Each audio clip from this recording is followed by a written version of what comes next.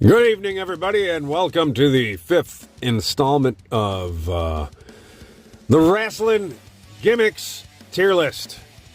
If this is your first time here, if you're not familiar with the series, I'm going to go ahead and I'm going to put the link of the playlist in the description below so you can kind of catch up, follow along with us.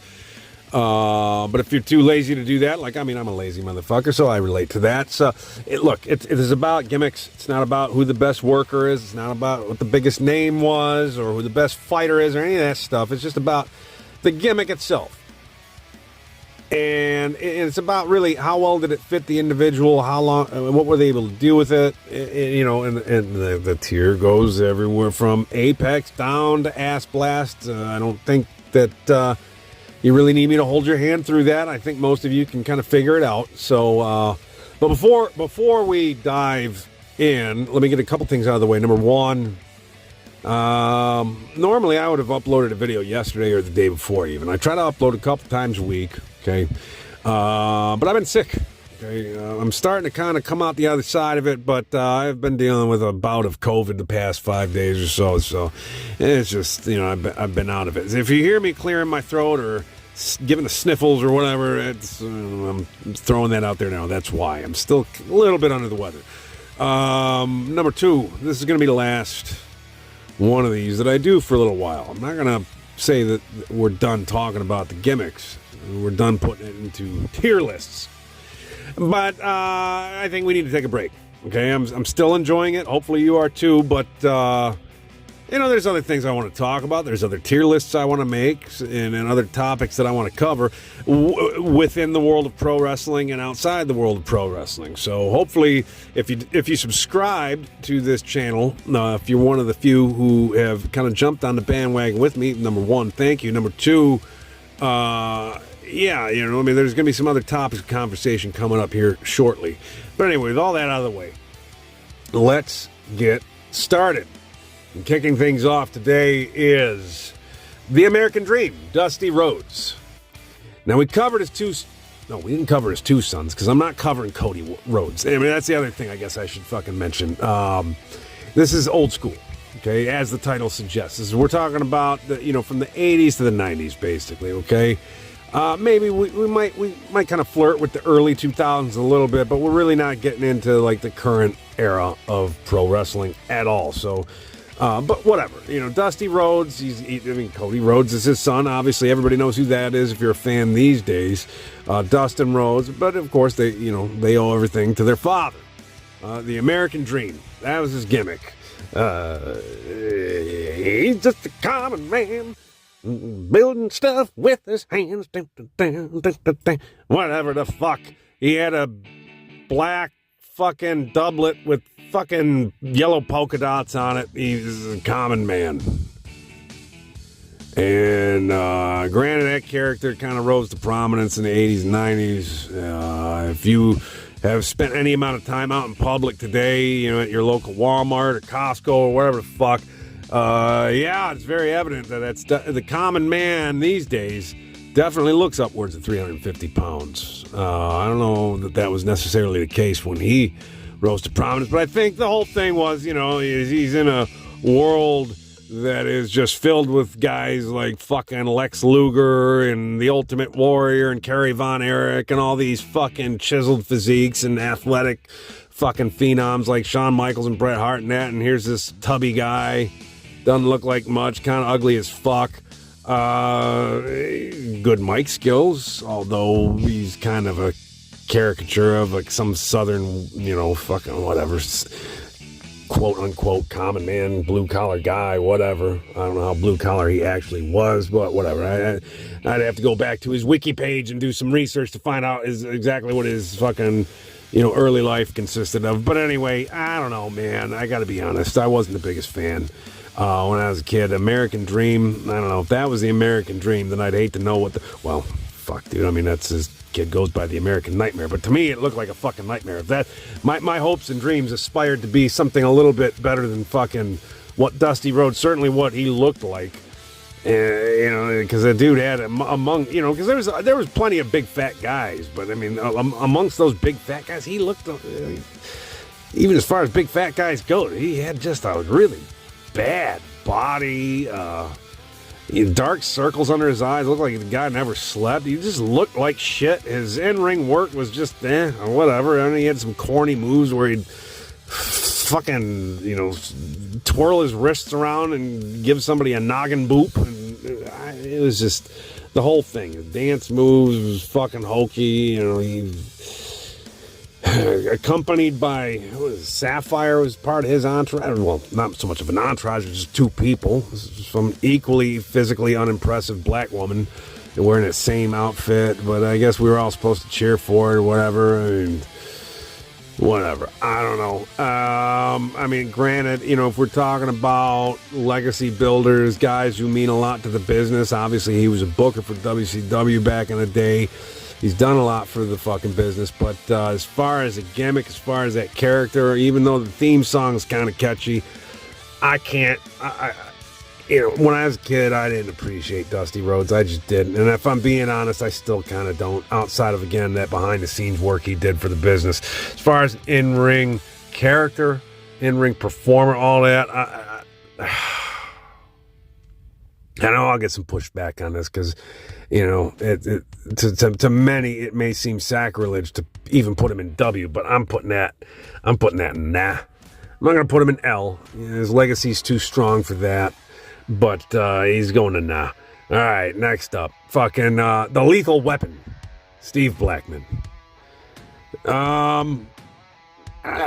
another one. I don't know how much I can really say. Okay, Steve Blackman was kind of brought in that mid-90s phase, right alongside the likes of Ken Shamrock and Dan Severn and that. So to me, it almost seemed redundant.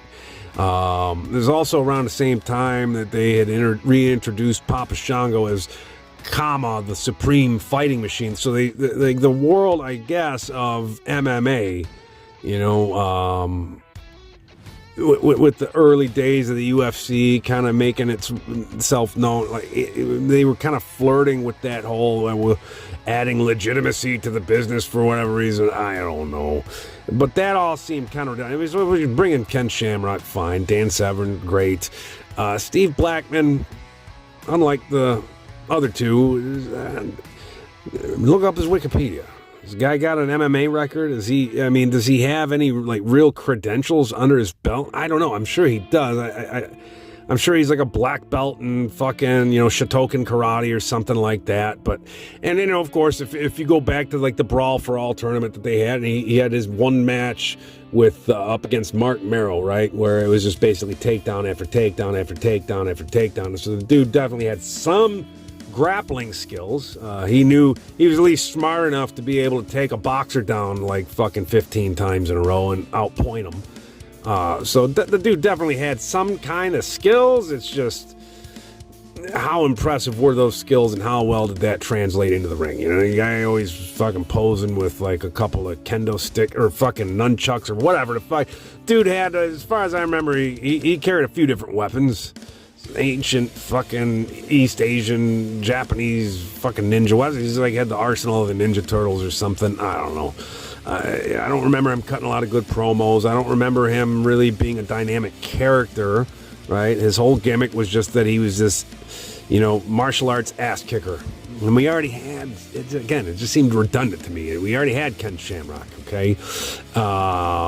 And the guy always looked like, not to get too personal or anything like that, but it's I don't remember but one facial expression ever being on the guy. I don't remember him ever showing any emotion, and it wasn't in a good way. Speaking of MMA, if you're an MMA fan, you're probably familiar with the likes of, say, Alexander Emelianenko, Fedor Emelianenko, right? The Russian brothers who just stone-faced, right? Mirko Cro Cop. Fucking very rare to see any kind of change in facial expression there. But that blank stare, there was something behind it, right? Where it was just oh man, you could just tell this dude was just all business. It didn't look to me, Steve Blackman looked more like Asperger's. There's something fucking wrong with him. There's a couple screws loose, but not in a way that was interesting or cool or whatever. So fucking Steve Blackman, I don't know.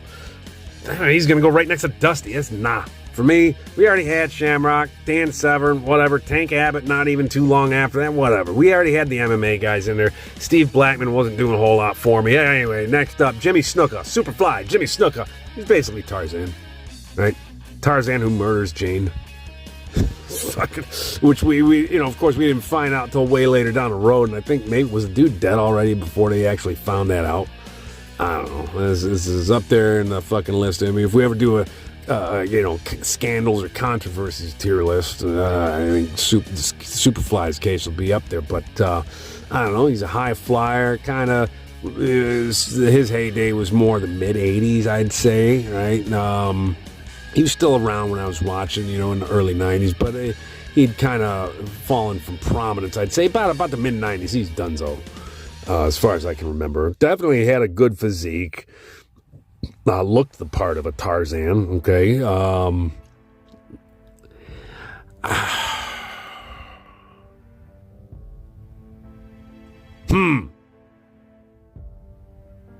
really sure what to do with Superfly, I'm going to be honest. I guess it worked. I guess it worked. It's not a whole lot else you could say about him. Not that I'm trying to give points to a fucking piece of shit human being who murders women. So I hate to do that. I mean, and on that front, maybe I should put him in ass blast or just not include him on the list at all would be the way to go if I was really going to play that game, but whatever. He was part of the fucking business. Guess what? Benoit's going to show up eventually too. I think that there's, or at least in Benoit's case though, right, where we can talk about, I think it's pretty well documented and known and understood and agreed upon that the CTE had a large role in that. I don't know that we can say the same thing for Superfly. But the man aside, as much as it might be in poor taste, I'm going to go ahead and I'm going to put Jimmy Superfly Snuka in win because the gimmick worked for that guy. It did its job in that era. Dude had the right physique, whatever. Moving on, I'm not going to sit here and fucking dwell on it. Diamond Dallas Page. Started out as a fucking manager. Whatever, managed the likes of the Diamond Stud and Vinny Vegas and so on and so forth. Didn't really step into the ring himself as a performer, as a wrestler until, I don't know, his mid to late 30s, right? He kind of got a late start into the business, but he did very, very well. Good in the ring, great on the mic. That gimmick, the whole self high five, I don't know. He kind of bounced between heel and face. Never really was sure how I felt about him, what to make of me. He was all right, I guess. He was never somebody that I would like order a pay-per-view for. Right? He was never one of the guys on Nitro that I just couldn't wait to see what he was going to do. I mean, some of the more well-known storylines, as far as I can recall, involved him and Scott Steiner, and Steiner like abducting Kimberly and like raping her and running over her with a fucking car or something. I don't know. It was fucking crazy. Of course, he's got the DDP yoga thing, which has nothing to fucking do at all with his gimmick. But Diamond Dallas Page, I can't really put him. I don't think I'm going to put him up there at the top of the heap. I'm not going to rank him alongside the likes of Hogan and Stone Cold or, Perfect or any of those guys. But the gimmick, whatever the fuck that was, it worked for him, and he made it last his entire career.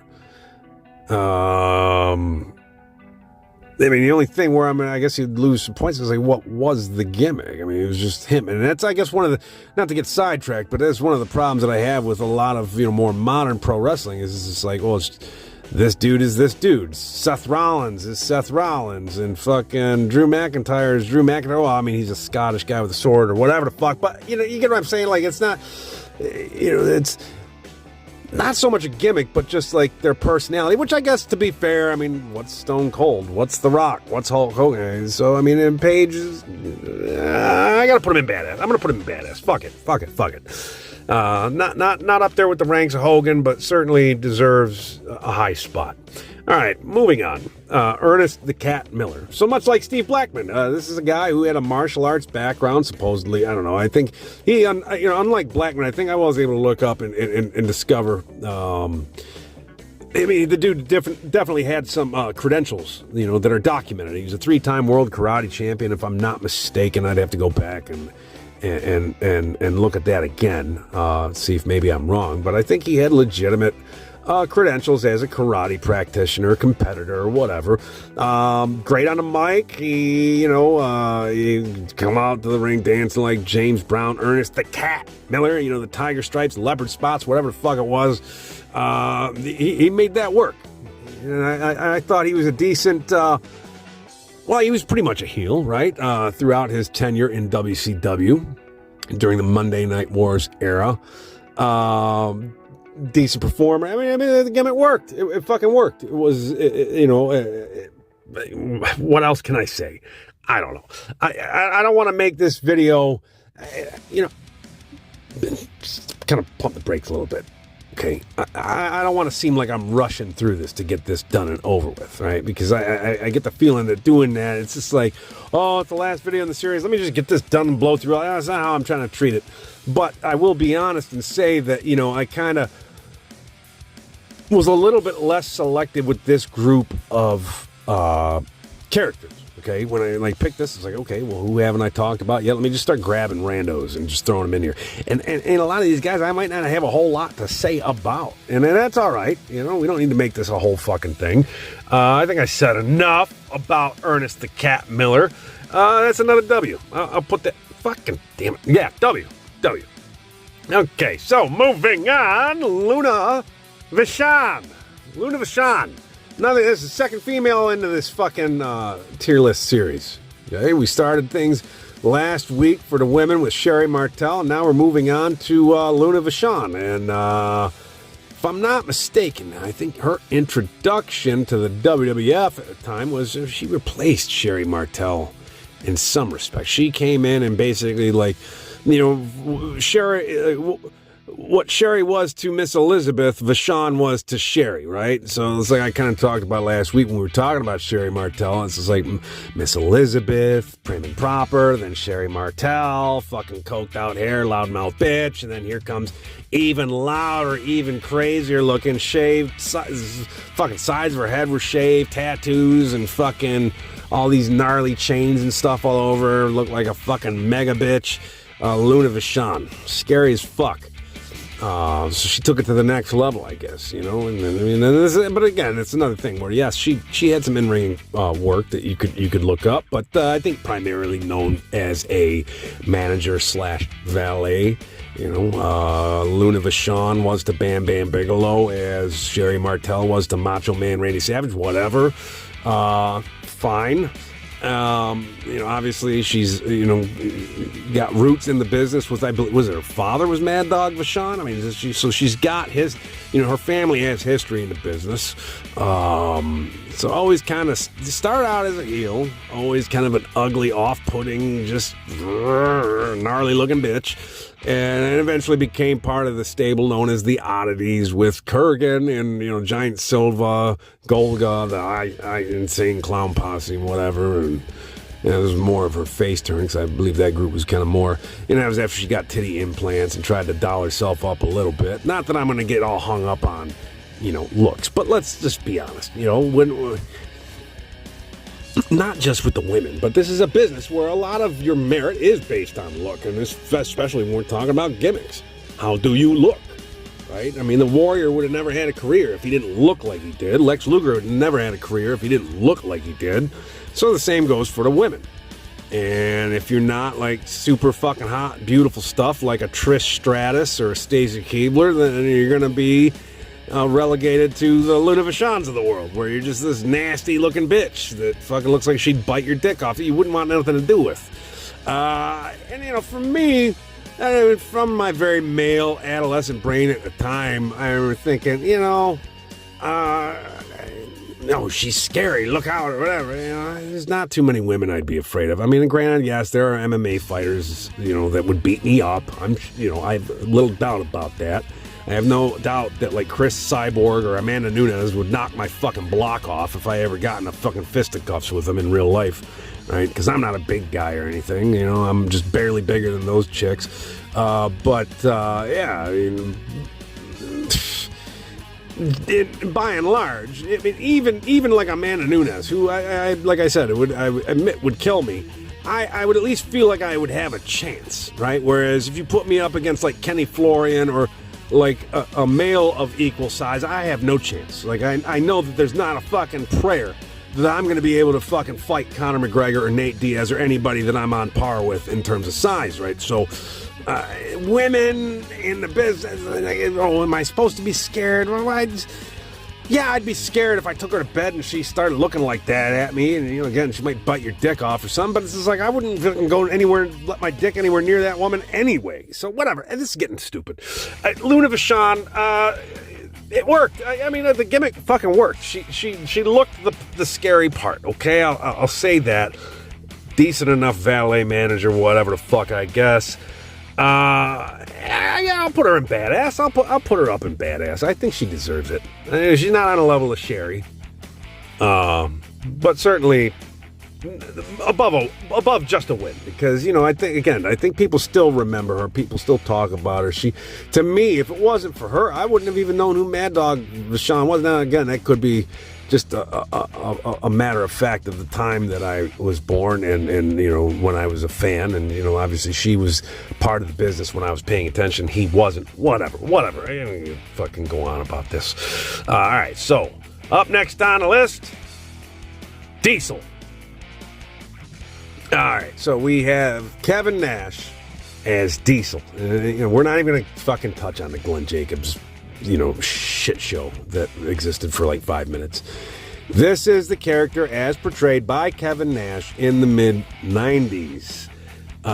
Started out as like, Shawn Michaels' bodyguard, and he started out as a heel, eventually turned face, feuded with The Undertaker, held the world title for a little while, and, in terms of his look, wound up basically being, when Kevin Nash and Scott Hall went over to WCW, started the NWO, same kind of getup, different color scheme. Instead of, the red and black, it was the silver and black, but the same, like, the fucking leather pants, the fucking whatever, right? Same look, okay? Same guy, same in-ring work. And the big difference to me between Diesel and Kevin Nash as he existed in the NWO is he didn't have the freedom to just say whatever he wanted. As Diesel, he had to portray that big truck driving character or whatever. I don't know if was he supposed to be a truck driver, or was he just so big that he was the size of a truck, so they called him that? I don't remember. But anyway, he had to. It was back in that time of the WWF where it was, it was still kind of family friendly. He couldn't get away with saying a lot of the shit that he would say in the NWO and that. Wasn't really let off the leash. His performance has always been just kind of so-so. Kevin Nash, I wouldn't say he's a bad performer, but not up there with the greats of all time. The thing that made Nash really a standout performer was his mic ability, was his wit, and that was just kind of missing with Diesel. Although, Diesel certainly not as bad as Vinny Vegas or Oz or some other gimmick. It was very, very forced and contrived, whatever, right? So Diesel definitely doesn't go into the ass blast or the L category. But, man, where does he go? Does he go... I don't think he goes to nah. I think Diesel he proved to be worth more than just a nah. It's hard to win the world title on a nah gimmick. Okay, although, again, I mentioned this, I think, every video since I fucking did it, is I put Shawn Michaels down in nah or fucking L or something, and obviously he won the world title more than once, held multiple titles, tag titles, I believe, intercontinental title, world title, and then still I put him down to Schitt's Creek, because I fucking hate Shawn Michaels, okay? Anyway, fucking Diesel, I'll put him in badass, fuck it, I'll put him right up there with Luna and Diamond Dallas Page. Okay, moving on. The Blue Blazer. Owen Hart. I remember the Blue Blazer existing when I was a kid. And when I say kid, I don't mean like, when I was like 12 years old in my peak fandom. I remember him from the 80s, right? Maybe it was like 87 or fucking 88. I don't remember. Like right when I first started paying attention Wasn't quite a huge fan yet. But I remember that character existing, thinking, oh, that's whatever. It's the Blue Blazer. It's a fucking goof with a mask. Who cares? And then obviously Owen Hart, his career really took off when he kind of came in under his own moniker, right? Owen Hart as part of the New Foundation, as part of High Energy, as his own. I mean, yeah, he's Bret Hart's brother, but he had his own identity in that, and that's where he really made his career. But at some point, they thought it would be a good idea to bring back that character, the Blue Blazer. And if I'm being honest, I don't remember if it was for a goof or if it was meant to be taken seriously or what the fucking story was there. But for whatever reason, they decided to put that mask back on him, put the feathers back on him, and obviously we know how that ended. And it ended in tragedy, the greatest tragedy in the history of pro wrestling. The other side of, of course, Chris Benoit and that whole situation. Certainly the most tragic event that ever happened inside an arena. But that's neither here nor there, because that's not really speaking to the character. The character of the Blue Blazer, I don't know, it was kind of corny. Here's this guy in this fucking mask. He's got the feathers, and I don't know. I don't have a whole lot to say about it. There's not a whole lot I can say about it. It's Owen Hart. The gimmick, I just don't remember it really riling anybody up, and that's the whole big shame of it. Is it was really worth it? Like in the end, because he had to fly around because he was supposed to be a fucking bird or something, and obviously we know even a bird man still can't fly, and fuck, it ended the way it ended, and it sucks. So, with that in mind, I know it might be a little bit of a cheat to do this, and this is not a reflection on Owen Hart himself, but because of what that character did to him. That goes into Ass Blast. The least funny ass blast that there has been yet on this series. Okay. But anyway, next up we have Sergeant Slaughter. And if I'm being honest, I remember my first memory of Sergeant Slaughter actually predates my knowledge of him in the world of pro wrestling. I don't remember when the motherfucker made his pro wrestling debut. But I remember when I assumed that it was at some time in the 80s before I was even paying attention, and they reintroduced him to kind of feud with Hogan and the Warrior and whatnot in the early 90s during like the Iraq War and the Persian Gulf, whatever.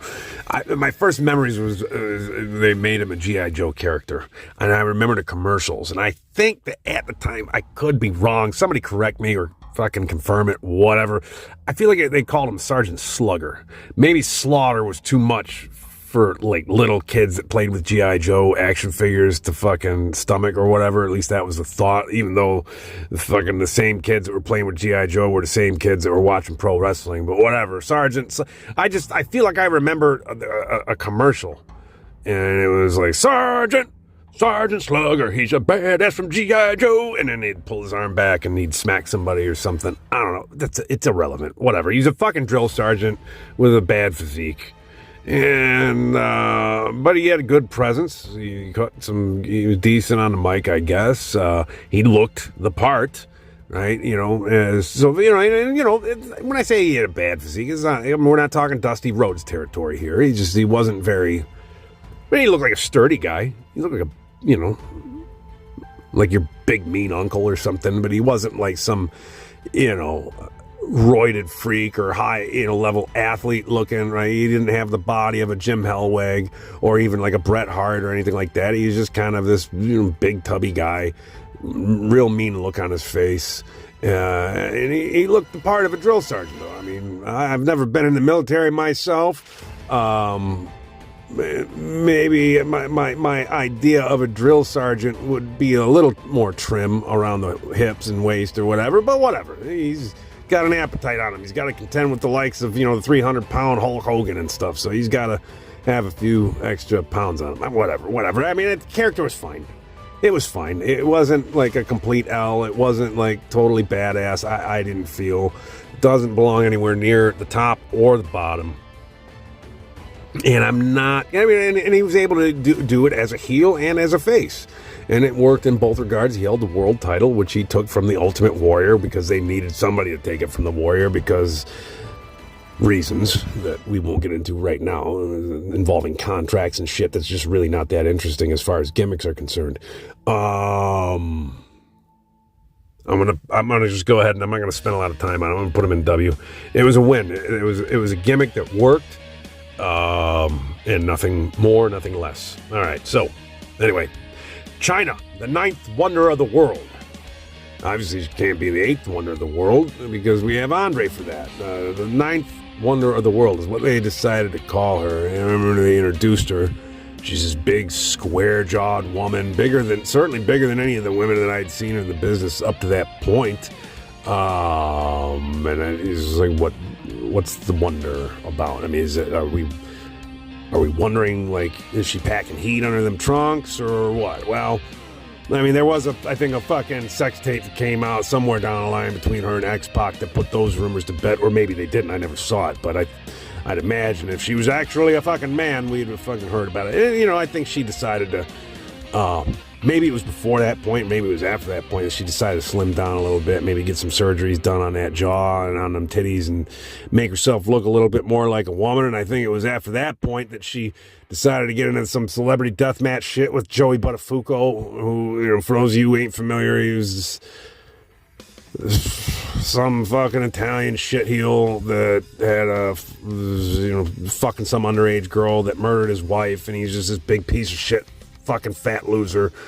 And for whatever reason, he counted as a celebrity, and there was this big celebrity boxing shit that was popular not too long ago. In fact, I feel like that kind of made a resurgence with it. Anyway, they fucking boxed each other, and she got her ass kicked. This fucking fat Italian loser just beat the shit out of her. And the guy couldn't even fucking throw a punch. I remember watching his fucking, watching that match, watching his training videos leading up to that match because they were fucking publicizing it. And the dude didn't know how to throw a punch to save his fucking life. But it was enough to fucking manhandle her. So that kind of destroyed some of the mystique. Just like the Brawl for All did for some of these guys. The same thing happened with China. But anyway, I don't want to hold that against her. Again, we're talking about a time in which, the females, they were not nearly as prominent as they are today. And so a character like China really stands out because when you go back to that era, who was like her, right? I mean, there was no other female in the industry like her. And I thought, I remember them putting her into the Royal Rumble with the men, which was kind of a farce and whatever. But, she was kind of intimidating looking enough. Her arms were big enough where she certainly looked more, reasonable to throw in something like the men's rumble than, say, like a Spike Dudley. I mean, if you're going to throw somebody like that in there, I mean, you might as well throw her in there and, whatever, God bless her. I don't know. I know she died way too soon. What her career may have turned out to be, is up for debate. I don't remember how long that character lasted. Obviously, she kind of had shacked up with Triple H, and I don't remember was it like when she kind of fell out of the scene. Was it right around the time when she found out like Triple H was like sniffing Stephanie's panties and shit, or was it before or after that? I don't remember. It doesn't matter. China, I gotta be honest, once again, as we discussed with Sherry Martel in the last video, I may have alluded to Luna Vachon. You can't really, the men and the women, even amongst like tier lists like this, have to kind of be discussed in separate terms. Pardon me. You have to forgive me. My phone goes off every fucking once in a while when I do these. You saw the first couple that I did. Whatever. I'm on my lunch break at work, and sometimes people fucking try calling me on my fucking lunch. Anyway, the fucking China goes into Apex, okay? Apex. She's not Hulk Hogan. She's not Stone Cold Steve Austin. But as far as women are concerned, she's one of the pioneers, in my opinion. So anyway, moving on. The Dudley Boys.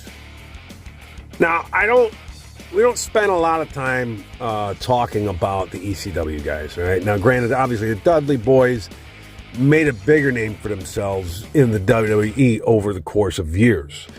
But when we're talking about, the Dudleys or Raven or Rob Van Dam, Taz, these types, granted, they made a huge career in WWE, but they all got their start in a very particular place, which was the ECW.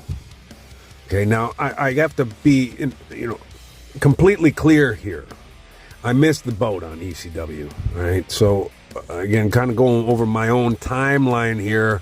Born in 1980, really started to get into pro wrestling at about, the age of 8, 9, late 80s, throughout the early 90s. And then at a certain point, I don't know, maybe about 94 or so, I started to lose interest a bit, 95, whatever. And then kind of, there was like a year or 2 year gap before I started getting back into it, right? Basically, when the Monday Night War era had begun, I started to kind of, my interest was reinvigorated, okay? But there's that brief period in time when the ECW kind of rose in popularity where I was just too busy trying to fucking get liquored up, trying to touch boobs, trying to get into bands, trying to do just shitheel teenager boy things, right? That didn't involve watching pro wrestling, okay? So my knowledge of some of the origin stories for these characters and that might be a little whatever. But anyway, the Dudley Boys, I don't know, it was fucking, Bubba Ray and Devon Dudley. Were they supposed to be cousins or brothers? It was kind of a hillbilly thing, but then there's this black guy in it, and that was kind of an interesting and weird dynamic or whatever. They both had like the fucking matching camouflage trunks and that, and they were known, just like a lot of the guys in ECW for their like hardcore matches, slamming people through tables and that, and it all worked.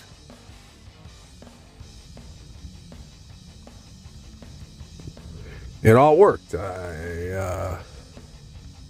I'll be honest, I was never the biggest fan. And because even when they were like a big deal in the WWF, post ECW, when we talk about the Monday Night War era, I was partial to WCW. Okay. So I missed the boat on the Dudleys for the most part. Okay, but I'm familiar enough with them that I feel like, okay, I can rank them on a tier scale, I guess. Might as well. I know other people give a shit. It'd be weird if I left them out.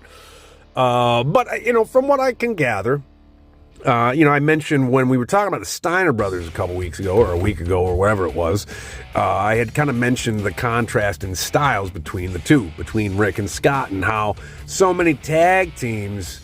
when, for instance, you look at the Rockers, Marty Jannetty and Shawn Michaels. When you look at Demolition, Axe and Smash, the Bushwhackers, Bush and Luke, they're very, very, close in terms of their style, Not every fucking team was like that, but a lot of them were. Like, they were two clones of each other, right? It was like two characters in one. Well, with the Dudleys, as far as I can recall, it was kind of...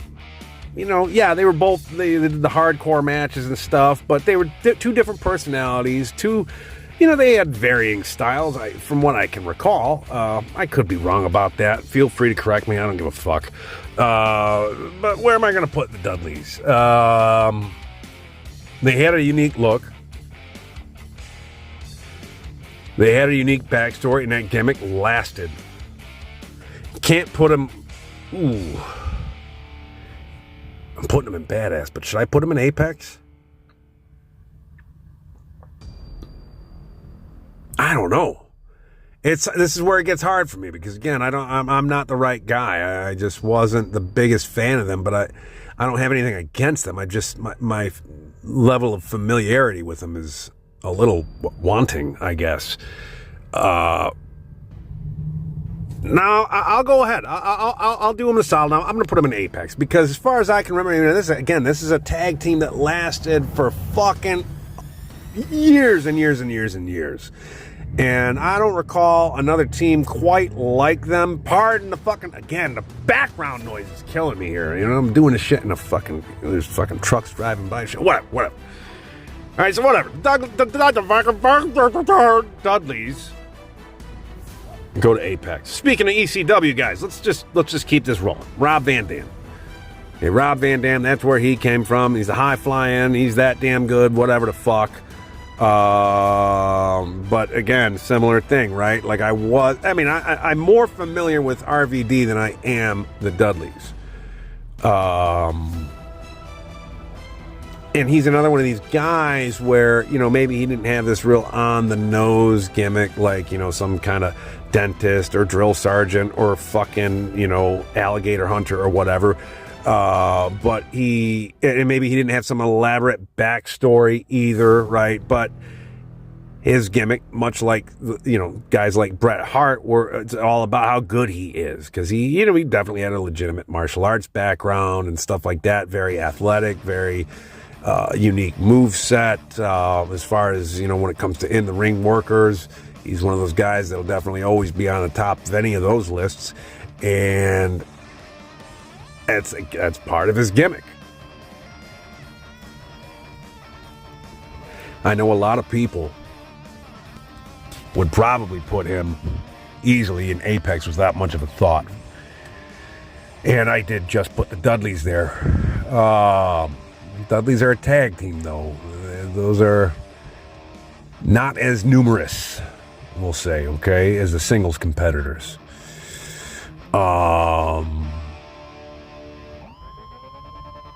Boy, it's just hard for me to put, personally, Rob Van Dam all the way at the top. Because, when you think about who else I put there. But then again, it's just like, I put Mr. Perfect there. I put, Bret Hart there. And is Rob Van Dam really all that different? Again, I kind of missed the window. I'm kind of speaking a little bit out of my lane here. So while I don't have the same, there's no nostalgia there with me. I don't have this great, love and admiration for the guy. I hear that from a lot of other people, and I see the work in the ring. I've seen the career that he was able to build. So all that in mind, I think I got to put Rob Van Dam. I got to put him into Apex as well. Okay, so we're filling out the top a little bit now. So far, the only spot at the bottom is the Blue Blazer, and then kind of Dusty Rhodes and Steve Blackman. Although and W are kind of both, just lower mid, upper mid, whatever. Nobody really embarrassing themselves here. Even the Blue Blazer, like I said, even Owen Hart, he's an ass blast, but it's not any fault of Owen's. That's just kind of a special circumstance, like I said, because of what that gimmick ultimately wound up doing. But if we want to talk about legit ass blast, look no further than Mantar. Okay? Mantar. I don't know much about him. I remember, it's like, you hear about these characters, you hear about these gimmicks. I don't ever remember watching a match with Mantar. When was that character? That was WWF, right? Yeah, and was it the mid 90s? Was it? I think I want to say it predates the Monday Night War era, but I could be wrong about that. It might have that gimmick might have come around right at the start of it, and that might have been at that point where just Turner and Bischoff were just kicking the shit out of McMahon because of fucking guys like Mantar. It's hard for me to fathom how that character ever saw the light of the day outside of the very, very early 80s or something. Although I don't know, I guess that's when most of the most ridiculous characters came out. Maybe we're around that period of the 90s or whatever. But Mantar, just look at him. Do I really have to elaborate? The guy had a big fake bison getup, for his ring entrance, and he came out and he looked like such shit that you almost wanted him to keep that on, because if you're gonna go that fucking goofy, you might as well just keep it going throughout the match. And I think that would have actually been kind of funnier and better if he had kept that getup on while he was trying to wrestle. Granted, he would have never been able to pull shit off, but that would have made the matches more funny. It would have still kept it wouldn't have gotten him out of ass blast, but whatever. Yeah, so Mantar, easy candidate for Ass Blast. And Ass Blast in its truest of forms, unlike the Blue Blazer, as we just said. All right, so moving on. Scott Flash Norton. The guy had a career, okay? He was around well before the dawn of the NWO, but the particular time that I remember him from was his days in the NWO. The NWO Black and White. He was one of the enforcers, right? He was one of these, like, the bigger guys. You know, he had, you know, a fucking good career in the world of arm wrestling. The dude was a legitimately strong motherfucker, and you could tell just by looking at him. You know, I mean, we talk about fat fucks like Dusty Rhodes and that, and Scott Norton was probably comparable in weight, but when you look at the guy, yeah, he, you know, his fucking waistline was definitely on par with somebody like Dusty, but I mean, you could see that dude just had mountains of muscle underneath that fucking layer of fat. The dude was fucking built like a fucking tank. And had some of the most vicious fucking chops in the business. I mean, you talk about Ric Flair, and that move is so synonymous with the likes of Ric Flair. But I remember Scott Norton, when he'd lay in the guys on Nitro, I mean, you'd see the next 2 weeks, those guys had like just bruises and welts and blisters and all that, just all over their pectoral region. I mean, the guy was just fucking brutal with that shit. And I remember Ernest the Cat Miller getting like the worst of it. That was one of the feuds that I don't even know if I'd call it a feud, but I remember fucking Norton coming out and just fucking laying into him every fucking week. And I want to say, when I say every week, I think there was a good 2-3 weeks straight where he would do it every Monday night to Ernest Miller. And I'm just thinking, oh God, it's so sadistic to watch. This guy it's already, you know, all the blood vessels, they're not even healed yet. And this guy's fucking laying his fucking, you know, calloused ham hocks into him again and again and again. And when you got a guy with that much strength and power, oh fuck, dude, it looked just so painful. And Scott Norton, he looked the part of a tough guy. He had one of those faces, right? I mean, he just fucking looked like serious as a fucking heart attack.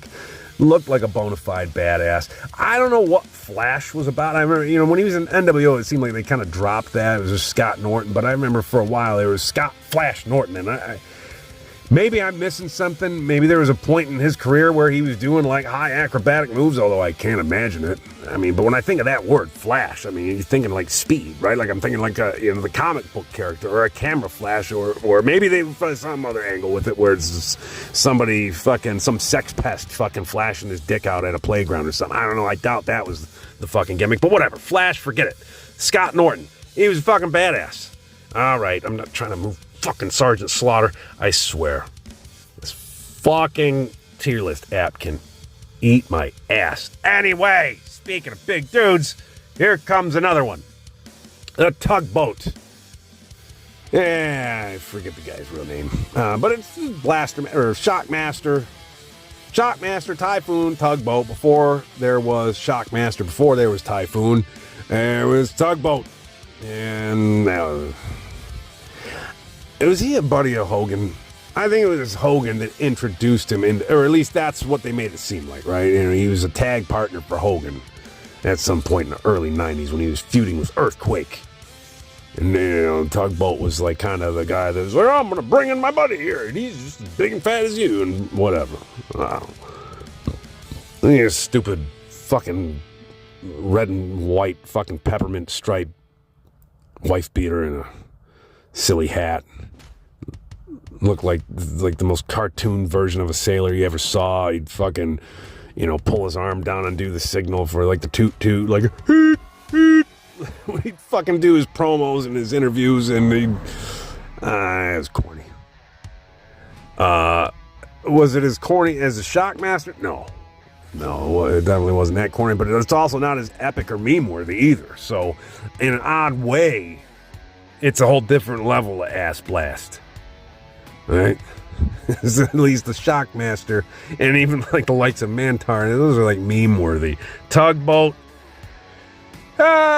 You know what though? I mean, I don't know. What was he? Was he supposed to be a sailor? Was that his thing? I don't remember. Was there a backstory where he was supposed to be some tugboat operator, or was he just the size of a tugboat? So that's what they called. I don't know. It's L. I'm gonna put that in L. Fuck it. All right. Next up. El Matador, Tito Santana. Tito Santana never really had much of a gimmick prior to Matador as far as I can recall. He was always just Tito Santana. He's on a tag team with Rick Martel or whatever. And he was a high flyer, good worker, whatever. And, you know, again, in the early 90s or so, they really were, you know, they were driving hard on these gimmicks. And so we had, you know, the alligator hunters, we had the big boss men, we had fucking African giants and, trash fucking dumpster guys or whatever. So we're going to have a matador now. And why not give it to Tito Santana, I guess? I'll tell you why, because he's fucking from Texas, all right? He's not even from Mexico, although I'm sure he's got some Mexican heritage. But fucking thing about matadors, that's a Spanish thing, not a Mexican thing. Okay? It's just right there on its face. It's almost coming off as just like ignorant and racist both at the same fucking time. Whatever. Did he ever feud with Mantar? Because that would have at least been fucking something, right? He could, wave his fucking red blanket around and Mantar could try to charge at him. He could fucking stab him in his fucking plush head or something. That would have been funny. But as far as I can recall, he never did that. So, I'm a bullfighter from Texas. I'm supposed to be Spanish. You guys got about as much to do with Spain as I do with Scotland. Although I guess you could say the same thing. Really, speaking of Scotland, Roddy Piper's from fucking Saskatchewan or something. Building him like he's from fucking Glasgow. So why not? Why not make Tito Santana? He looks Spanish enough, I guess. Whatever. I feel like that character didn't do him any favors. It wasn't really... It ain't the worst gimmick I ever saw.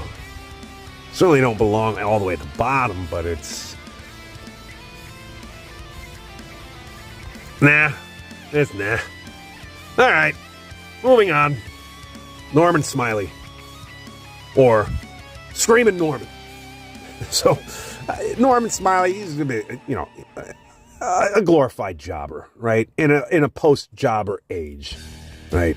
From what I can recall, right? I mean, because, in the late 80s, early 90s, we had the Saturday morning superstars or whatever, and, you had the likes of Dwayne Gill and Barry Horowitz and fucking the Brooklyn Brawler and that, and you'd see these guys pop in week after week to get their fucking, dumped on their heads by Hogan or the Warrior or Papa Shango or whoever.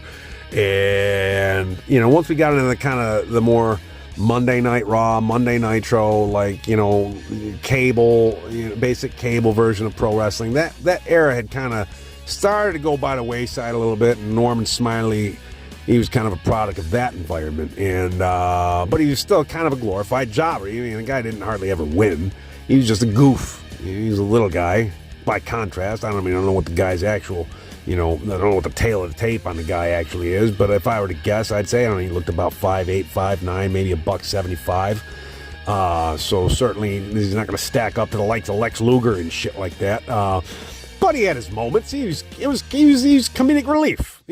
Similar, maybe to a different level than Disco Inferno or whatever. He'd come out, he'd do his little dance. He's silly and happy. He'd make you laugh. And, I remember there was a time where they had that 3-count gimmick, right? In I think it was 3-count, right? The boy band or whatever. And Norman Smiley kind of sabotaged their little dance routine, fucking takes them out, each one of them with a chair or something like that. And then, gets all proud of himself in the middle of the ring. He's like, "Did you see that? I just took out 3 of the most dangerous competitors in WCW. I'll fight anybody." Got all fucking too big for his britches. Here comes Tank Abbott, and then he starts fucking freaking out, having a panic attack. Tank hits the ring, and Norman starts trying to run away, and he's screaming like a little girl. And that's where I feel like the whole Screaming Norman, I could be wrong about that, but I think that's where that started. And man, it just kind of became his thing, right? Screaming Norman. He'd get himself in trouble, start getting his ass kicked by a much bigger and stronger guy, and start screaming like a bitch. So, but was it Ass Blast? Is it L? Honestly, I don't know. I thought it worked. I didn't, because again, let's talk about this. Tugbo, that was stupid. Mantar is fucking embarrassing. But Norman Smiley, that was fun.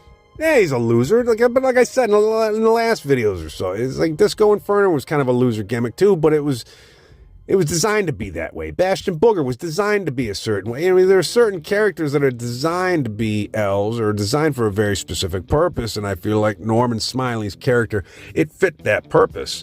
Now, that said, I certainly can't put Norman Smiley into badass. But you know what? I'm going to put him in the next best thing. I'm going to put that as a win. I enjoyed Norman Smiley. And in fact, I think he's still a part of the bit. He works in one of the training centers and stuff. I think he's a good guy. The gimmick, it just fucking worked. It worked for me. right? Maybe you disagree. You'd put him in Nah, you'd put him in L, and I wouldn't fight you on that. It's not a hill I'm going to die on, but for me, I'm putting that in the W. Anyway, moving on. Oz. So here comes Kevin Nash again. These same guy's making his way into the same video twice. Diesel might be badass. Oz certainly isn't. Oz, was that his first? Was that his first gimmick? It's the first one that I can remember anyway. Back in the days of WCW, I mean, we're talking the early 90s. He'd come out wearing this big green robe with this stupid mask that looked like is from fucking Party City or Halloween USA or whatever. He's supposed to be the Wizard of Oz, but then he would take that mask off and he looked like just like a giant 7-foot Steve Borton, right? Like without the face paint. He had the same blonde crew cut, same like bright green, like fucking full leg trunks. He looked like a giant, shittier version of Sting. And it was definitely a shittier gimmick. I don't know what that was about. Where did they come up with Oz and why? I'm not going to elaborate on it, guys. I don't really feel like talking about it. We're already kind of getting into the shit here where this video is kind of going on longer than I want it to. So let's just fucking keep this train going. We're going to throw Oz straight into fucking ass blast where it belongs. All right, but we only got 2 left. We got Al Snow. Yeah, I remember Leif Cassidy. When he debuted in WWF, I believe he went by Leif Cassidy. He was part of the New Rockers with Marty Jannetty. That went nowhere. It shit the bed. Rockers just didn't work. And I don't even think it was like a thing where it didn't work because no Shawn Michaels, although I'm sure that was part of it.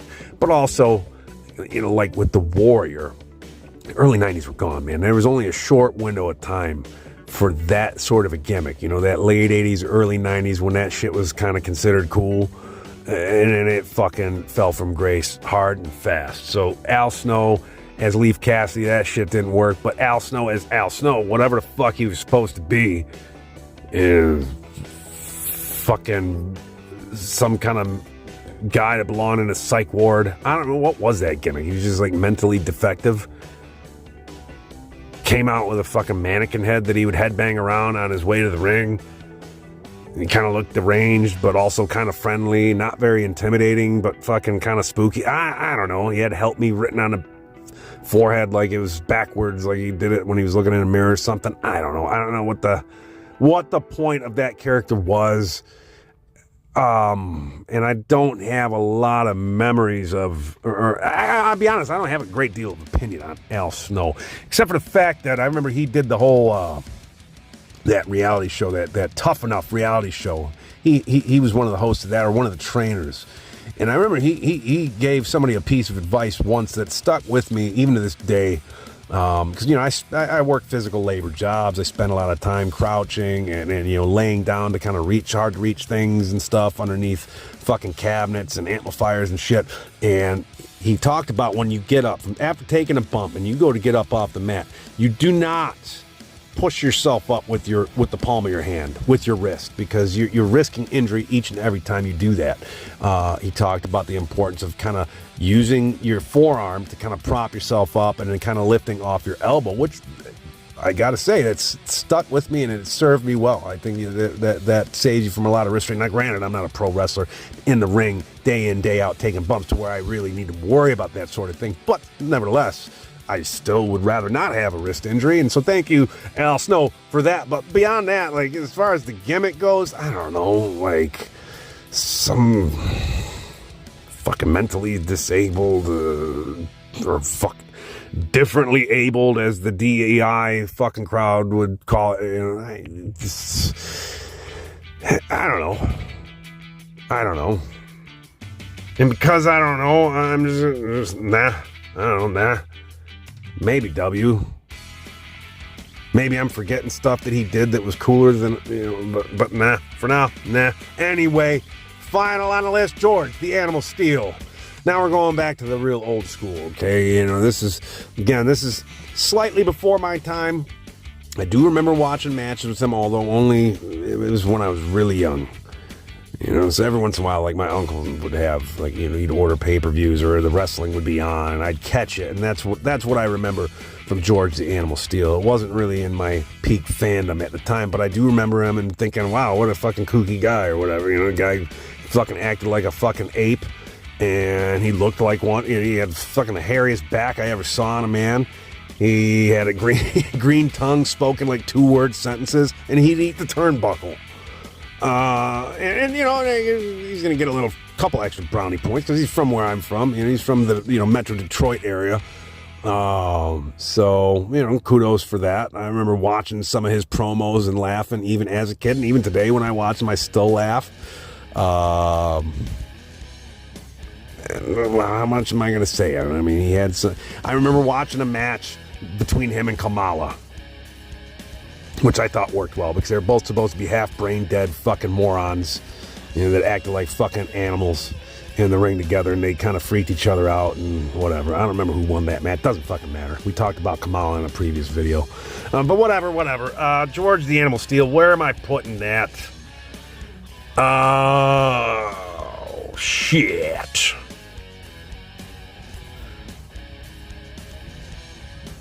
Fuck, dude, that goes to Apex. I don't give a shit. I don't want to put him in badass because nobody else ate turnbuckles. Nobody else was able to do that much with fucking that hairy of a fucking back in 2-word sentences and make it as funny and cool as it was with George the Animal Steel. So there you have it. There's our tier list. Just to kind of recap real briefly, we have Apex, China, Dudley Boys, Rob Van Dam, George the Animal Steel, Badass, Diamond Dallas Page, Luna Vachon, Diesel, Scott Norton, Win, Superfly Snooker, Ernest the Cat Miller, Sergeant Slaughter, Norman Smiley, Dusty Rhodes. Oh man, that's kind of fucked up.